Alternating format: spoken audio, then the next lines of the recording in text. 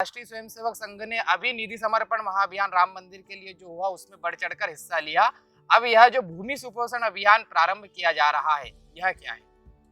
यह केवल अपने देश की नहीं, संपूर्ण विश्व के एक चिंता का विषय जो है उसके समाधान की दृष्टि से और आगे चलने का एक प्रारंभिक चरण है और इसको एक अभियान के रूप में लेकर और इसको हम आगे बढ़ रहे हैं। वास्तविक रूप से भूमि सुपोषण अभियान जो है यह अलग से कोई राष्ट्रीय स्वयंसेवक संघ का कार्यक्रम नहीं है। अक्षय कृषि परिवार के माध्यम से और कृषि के क्षेत्र में काम करने वाले भिन्न भिन्न संस्थाएं जो हैं, इन सब को एक प्लेटफॉर्म पर लाकर और भूमि सुपोषण इस विषय के ऊपर जन जागरण अभियान हाथ में लिया है और वर्ष प्रतिपदा से यह प्रारंभ होने वाला है। इसमें क्या होने वाला है ऐसा? अब संपूर्ण विश्व के लिए पर्यावरण यह एक बहुत महत्वपूर्ण विषय बन गया है और पर्यावरण के क्षेत्र में और विशेष रूप से जो आधुनिक खेती के तरीके हैं, इसके कारण निश्चित रूप से पर्यावरण को हानि हो रही है। अनेक प्रकार के रासायनिक खाद, अनेक प्रकार के रासायनिक कीटनाशक और दवाएं, इस प्रकार के इसका अंधाधुंध प्रयोग हो रहा है और इसके अधिक प्रयोग से जो उसके दुष्परिणाम है वो धीरे धीरे संपूर्ण विश्व के सामने आगे आ रहे हैं और भारत भी इससे कोई अछूता नहीं है। और इसका दुष्परिणाम के रूप में हम देखते हैं कि वायु प्रदूषण हो रहा है, भूमि हमारी जो स्वस्थ रहना चाहिए उसका स्वास्थ्य खराब हो रहा है, उसकी उर्वरकता कम हो रही है और उसमें अनेक प्रकार के रासायनिक पदार्थों का मिश्रण हो रहा है, जिसमें उसमें रहने वाले जीव जंतु जो हैं उसकी भी जान माल को हानि हो रही है।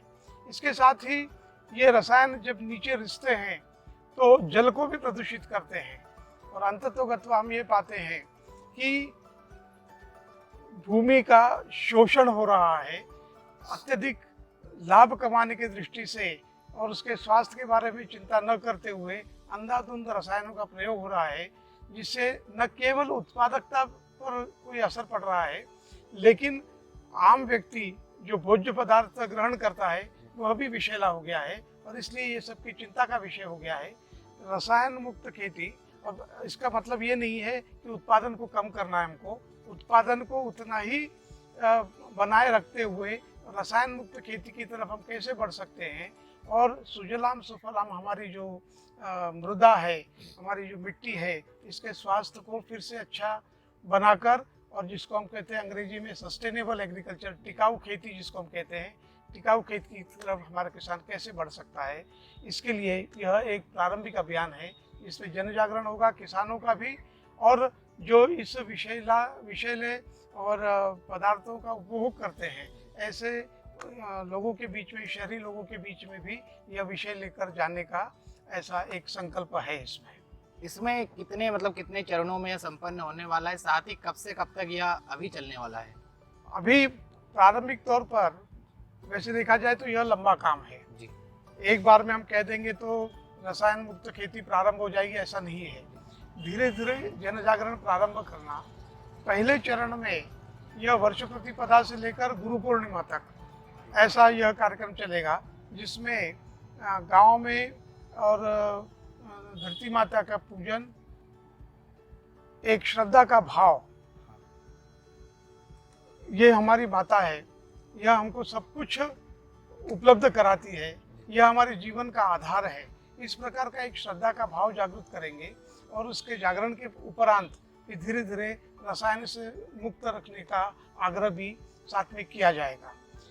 इसमें शहरों में संगोष्ठियाँ होंगी और वैज्ञानिकों के साथ भी हम बैठेंगे कि इस दिशा में भी अनुसंधान प्रारंभ हो कि रसायन मुक्त खेती करते हुए उत्पादन को कैसे बढ़ाया जा सकता है, इस दिशा में अनुसंधान की दिशा भी हमारी बने।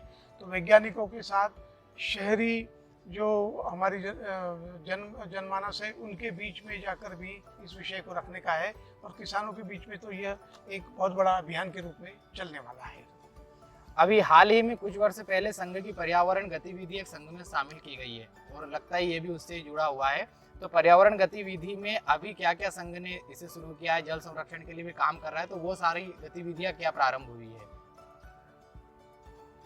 भूमि सुपोषण अभियान के अंतर्गत संघ भी एक भाग बनकर, जैसे अन्य संस्थाएं हैं और अपने कार्यकर्ता भी उनके साथ मिलकर यह काम करने वाले हैं, जिसमें विशेष रूप से पर्यावरण गतिविधि जो है या आपके गौ संरक्षण गतिविधि जो है यह बढ़ चढ़कर भाग लेगी और ग्राम विकास के कार्यकर्ता भी इसमें लगने वाले हैं। जैसे आपने पूछा कि पर्यावरण के संदर्भ में ये प्लास्टिक मुक्त वातावरण कैसे हमारा बने, यह भी एक काम हाथ में लिया हुआ है।